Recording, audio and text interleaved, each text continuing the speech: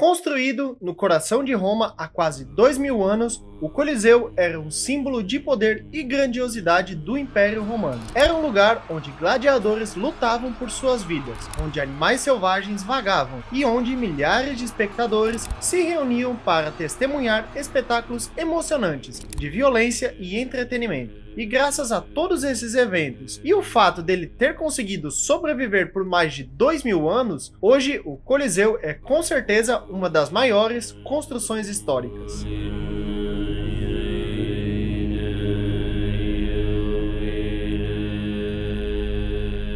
Antes de entrarmos de fato na construção do Coliseu, precisamos entender melhor qual era a sua finalidade. Afinal, mesmo naquela época onde havia diversos imperadores megalomaníacos, não era comum um deles acordar e resolver construir um anfiteatro com capacidade para 80 mil pessoas. Ou talvez era, né? Basicamente, a ideia de Vespasiano, que era o imperador responsável por Roma nesse período, era gerar entretenimento para o povo romano. Afinal de contas, quando pensamos em um povo que gostava de curtir, esse povo com certeza foram os romanos. Com isso, a arena comportava não apenas lutas de gladiadores, como também outras atividades envolvendo animais e até mesmo peças teatrais. Mas mais pra frente a gente separa um tópico para falar especificamente sobre isso, ok? E com a construção desse monumento, consequentemente, ele serviu para aumentar o poder político do imperador Vespasiano sobre o povo, já que não era incomum nesse período grandes imperadores serem depostos de seus cargos após golpes de estado ocorrerem. Porém, mesmo se prevenindo contra esses golpes, utilizando essa construção como meio de apaziguar as coisas, infelizmente Vespasiano não teve a sorte de ver a conclusão da sua obra-prima, já que no dia 23 de junho do ano 79 d.C., ele acabou morrendo de causas naturais, sendo assim sucedido por seu filho, o agora imperador Tito.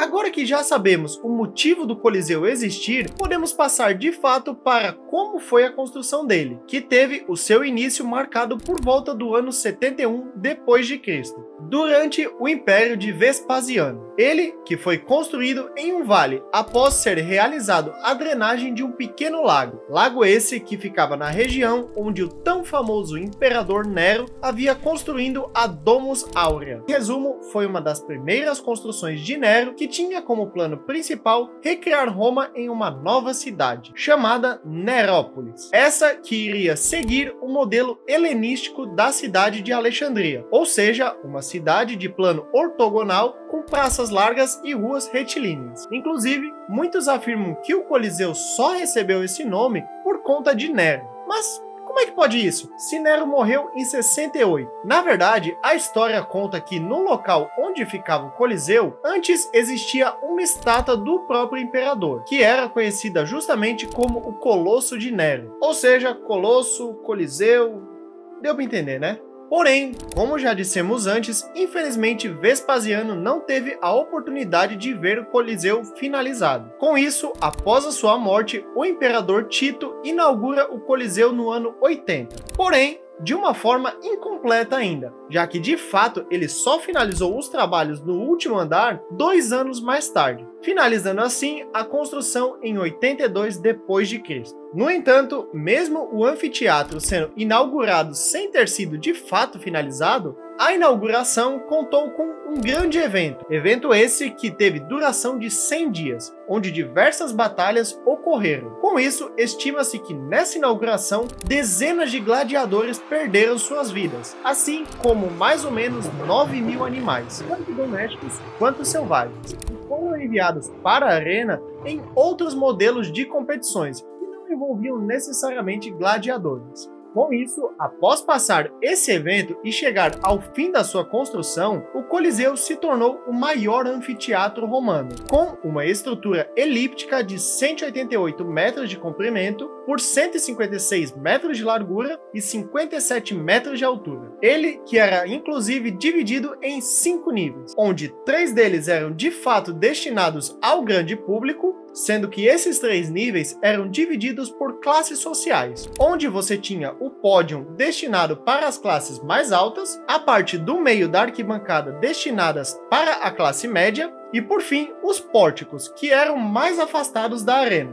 Esses que eram destinados para a plebe e para as mulheres. E um ponto que devemos citar na arquibancada era a tribuna imperial, que nada mais era de onde o imperador acompanhava o espetáculo. Essa que ficava no pódio e era ladeada pelos assentos reservados aos senadores e aos magistrados. E vale lembrar que não só os assentos, como toda a edificação, foi toda construída com o uso de tijolos e revestidas por mármore travertino. Já para as paredes externas, elas ainda preservam os 4 pavimentos da estrutura, feitas de concreto armado. E nas 3 arquibancadas inferiores estão as fileiras de arcos. E por fim, na quarta existem pequenas janelas retangulares. E um ponto interessante sobre o Coliseu diz respeito à sua inovação técnica, em elementos que são utilizados até mesmo nos dias de hoje, como no estádio Santiago Bernabéu, que em uma comparação direta, podemos dizer que os estádios é o mais próximo que temos hoje em dia do Coliseu. E aqui estamos falando sobre o seu teto retrátil. E claro, não é como se simplesmente os romanos tivessem tecnologia suficiente para fazer um teto retrátil, ainda mais para uma construção tão grande. Porém, eles desenvolveram um mecanismo com uma lona esticada, que servia para proteger os espectadores do sol. E um outro ponto que podemos dizer que se trata de uma tecnologia moderna diz respeito às saídas de emergência. Claro, elas não eram chamadas de saída de emergência naquela época. Porém, o Coliseu foi construído com 80 escadarias de saída. E estima-se que em menos de 3 minutos, caso fosse necessário, o Coliseu poderia ser totalmente evacuado.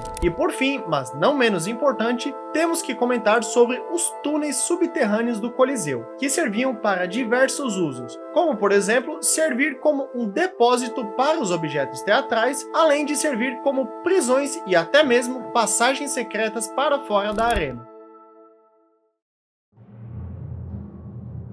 Nessa época, podemos dizer que não se tinha muita coisa para fazer. Com isso, a principal atividade dos romanos era assistir aos espetáculos, que ocorriam quase que diariamente no Coliseu. E nele acontecia quase que de tudo. Mas vamos com calma para poder explicar detalhadamente cada um desses eventos. A começar pelos combates de gladiadores, onde geralmente esses gladiadores eram escravos, prisioneiros de guerra ou condenados, que lutavam entre si em duelos que podiam ser até a morte. E um ponto curioso é que nessa época, se um prisioneiro ganhasse uma certa quantidade de batalhas, ele receberia a liberdade, em uma cerimônia que recebia uma espada de madeira, para simbolizar assim que eles não precisariam lutar novamente. O segundo tipo de espetáculo que aconteciam eram as caçadas de animais, onde animais selvagens eram trazidos de todas as partes do Império Romano. Com isso, gladiadores especializados, chamados venatores, lutavam contra leões, tigres, elefantes, ursos e até mesmo rinocerontes. A próxima atividade que era comumente transformada em espetáculo eram as execuções públicas, onde criminosos eram frequentemente executados no Coliseu. E essas execuções variavam entre ser devorado por animais, queimado vivo ou forçado a lutar contra gladiadores armados. E só para avisar, nem sempre os condenados recebiam armas para se defender. O próximo temos as batalhas navais. Sim, o Coliseu comportava até mesmo batalhas navais, onde ele era inundado por aquedutos que traziam água até ele. Com isso, prisioneiros utilizavam pequenas embarcações para simular assim uma batalha naval. Porém, não era muito comum esses eventos, até porque não era tão fácil assim inundar e depois drenar toda a arena. Continuando, temos os chamados venationes, ou lutas de animais contra animais, onde basicamente esses confrontos colocavam espécies como leões e touros para competirem, para entretenimento do público. Por fim, temos as obras teatrais, encenando tanto dramas mitológicos quanto reconstituições históricas. Apesar do Coliseu estar de pé até os dias de hoje, é inegável que sua estrutura já não é mais a mesma. Inclusive, o ponto que mais chama a atenção em sua estrutura é justamente a região que ele está destruído. E o principal motivo dessa queda foram os diversos terremotos que a edificação enfrentou durante os seus anos de existência. Estima-se que o primeiro tremor que o monumento enfrentou aconteceu entre 523 e 526 d.C. Já na primeira metade do século IX, um abalo sísmico derrubou as colunas do piso superior. E por fim, em 1231, a fachada externa do Coliseu caiu. Porém, nessa época, o Coliseu já não era mais utilizado como antes, já que o que de fato marca o fim do Coliseu é o fim do Império Romano, que era onde de fato o Coliseu estava em seu auge. Com isso, à medida que o Império Romano começou a desmoronar, o Coliseu caiu em desuso e negligência. Com isso, não sendo mais o centro de grandes espetáculos e entretenimento, o anfiteatro, outrora majestoso, permanecia como uma testemunha silenciosa do declínio de um império outrora grande. Suas paredes carregavam as cicatrizes do tempo e do abandono, mas sua beleza e grandiosidade ainda brilhavam, um testemunho do legado duradouro de Roma. E com isso chegamos ao fim dessa construção. Mas, pelo menos diferente da maioria das grandes construções históricas, essa ao menos ainda é possível visitar, assim como a Grande Torre de Pisa. E também a mais antiga entre as construções históricas, a Grande Pirâmide de Gizé. Mas, seja lá qual for a sua escolha, que cada projeto seu seja uma obra-prima.